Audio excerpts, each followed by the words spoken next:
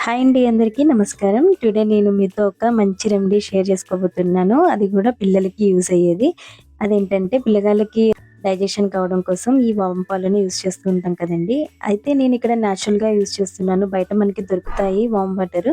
కానీ నేను ఇంట్లోనే ప్రిపేర్ చేస్తున్నాను. ముందైతే వాముని దోరగా ఎంచేసుకొని దాంట్లో హాట్ వాటర్ కొంచెం యాడ్ చేసుకోవాలి. తర్వాత ఈ స్టోన్స్ మనకి శాండ్‌లో దొరుకుతాయి. నాకైతే మా అమ్మ, పెద్దమ్మ వీళ్ళు సజెషన్ చేశారు.